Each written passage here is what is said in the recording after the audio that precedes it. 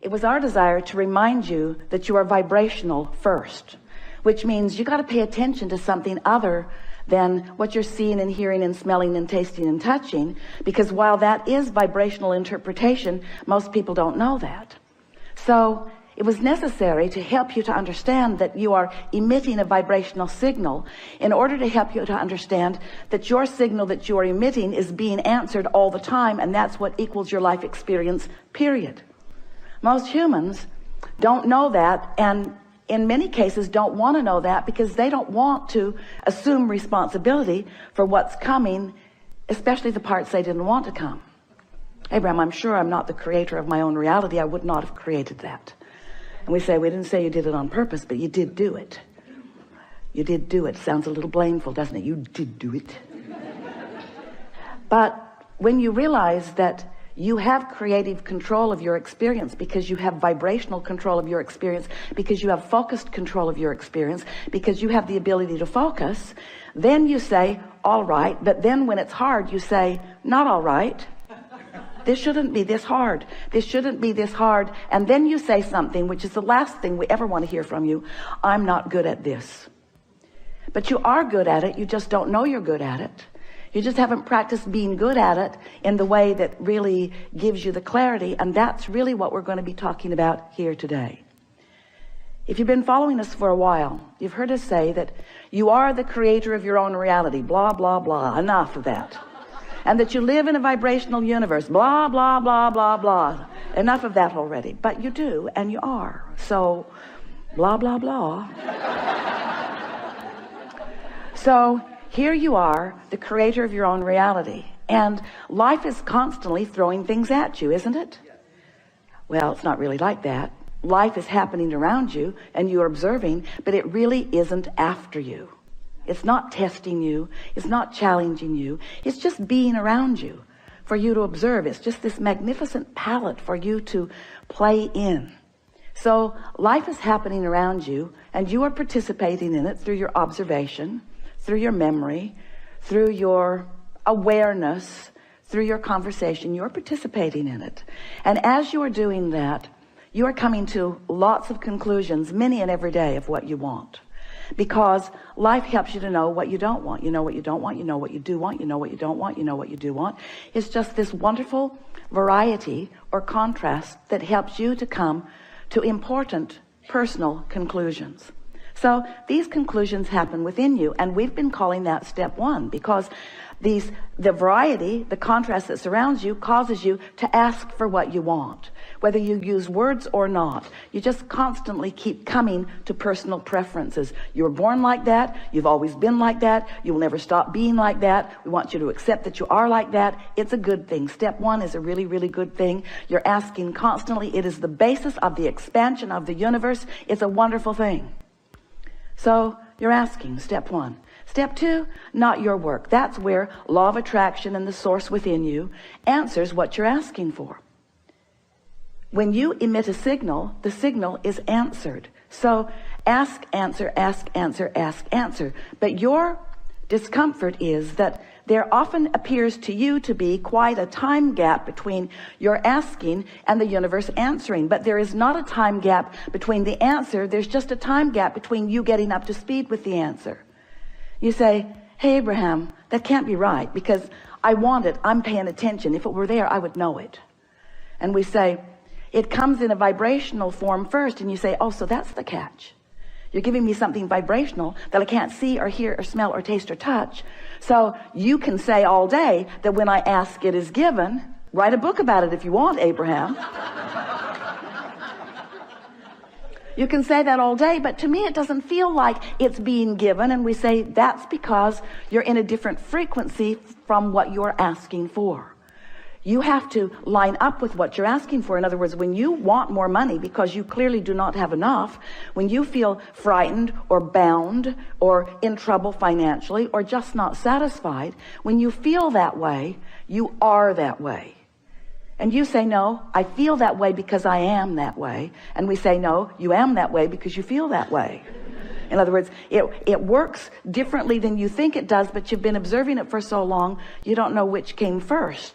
But what comes first always is your vibrational countenance. And then the manifestation just matches what you feel like.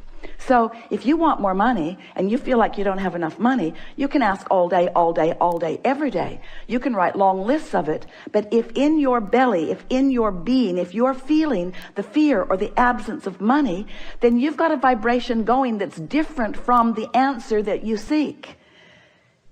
You want more money, but your vibration says, I don't have enough. And the universe says, and law of attraction answers you with what you're feeling. So a lot of our physical friends, especially in the beginning, say, well, then it doesn't seem like I can get there from there. It doesn't seem like I can get to where I want to be from where I am. Because if I am missing something that I want, and I'm aware that I'm missing this thing that I want, and in fact, the reason that I'm speaking about it so clearly is because it's missing, and that's why I want it, then how do I get there? And we say, you have to feel like it feels to have it. And you say, okay, then give it to me and I will. And we say, just try a little bit. Just try a little bit to not activate within yourself so often the vibration of what's missing, and focus yourself into activating the vibration of what you want. It is not as difficult as you think.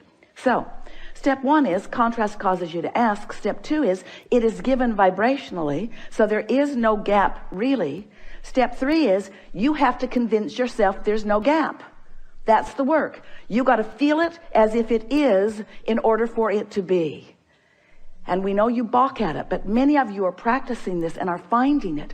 Many of you are understanding the laws of the universe, and you're finding ways to focus yourself into feeling good without needing all of the evidence to be there first. Do you hear how important that is? If you don't need the evidence for what you want to be there first before you feel it, then you are able to accomplish the vibrational countenance of it before it is, which means now it must be. And Esther said, please, please, please, let's call it step 4. Please, please, please. Can't we call it step 4? We need another step. We need another step, Abraham. Please, please, let's call it step 4. And we say, all right, step 4. So you ask step 1, source answers step 2. You allow it, step 3. But now we've been talking to you for a while. You've been keeping up with us pretty good. And we're saying to you that if you don't try so hard, if you just accept that you are naturally good feeling beings, and when you wake up in the morning, before you start thinking about the things that you've got to do that you don't want to do, before you start remembering the injustices of yesterday or 10 years ago, before you remember that you're going to that place today to work that you really don't want to be, before your kids get up, before any of those things happen that challenge your sense of well-being, if you can get hold of that sense of well-being and just sustain it for a little bit with really general thoughts, because if you get specific, it usually doesn't work as well. Get into an attitude of appreciation and milk it for just a little bit. Law of attraction will help you out. Because law of attraction says that that which is likened to itself is drawn. And law of attraction will give you, it's not really giving it to you, it's just the way it is. It's like gravity doesn't give you attachment to the planet. It just is. So law of attraction provides for you this consistent life experience. So to make it very clear and blunt, we like blunt, you have 17 seconds to sustain this thought and move it into something even more powerful. 17 seconds and another thought like it joins it. And there is power, manifestational power in that crossing that 17-second mark that most people don't know about, or when they wake up, they would make very sure that they stay there for 17 seconds. So if you find a good feeling thought, or better said, if you wake up and don't introduce a not good feeling thought, because when you wake up, there's no thought. During that time of slumber, you have stopped the momentum of all thought. That's really an important thing to understand. You don't know that mostly because you wake up and you start thinking so fast that you pick up your momentum right where you were and start it all over again. But when you slumber, momentum of thought stops. Law of attraction is suspended for you. Your point of attraction is no longer attracting. So when you wake up, you have a really good possibility of getting out of the bed on the right foot. Getting out on the right side of the bed. These are your words. We don't like them very much, but we thought you'd relate. You have a very good possibility of getting the vibration going the way you want it to go. And your best possibility is first thing in the morning. First thing in the morning, before there is any other momentum going. So we've been talking about this for a while. And Esther really listened. So she decided that she was going to wake up on that first morning and she was going to sustain her good feeling that she had awakened with. And she didn't make it until breakfast. Quite annoyed with herself, which didn't help. But the next day, she tried it again and didn't make it much past breakfast. Then she discovered that if she just wouldn't read her email, it would help. So her dominant intent became to sustain this feeling of well-being as long as I can. Just sustain it. And what she began noticing about the second week and third week and fourth week of doing that was that not only was it easy to find and maintain that frequency of feeling good, but there were all kinds of other benefits that began coming to her that these words won't give to you. You have to do it and find it yourself, because words don't teach. So we're just explaining to you what Esther experienced. She found a new clarity that was not within her before. She found a sort of stable ride. She remembered Jerry's story of shock absorbers. He used to tell a story about he got a new car. He was test driving it. It was a beautiful Cadillac, and it was in San Diego. And the salesperson took him down a road that Jerry thought no nice car should ever be on. And he was amazed at the ride that that car gave him, even on a very bumpy road, because the suspension system, the shock absorbers were such that even though there were bumps in the road, he did not feel them in that car.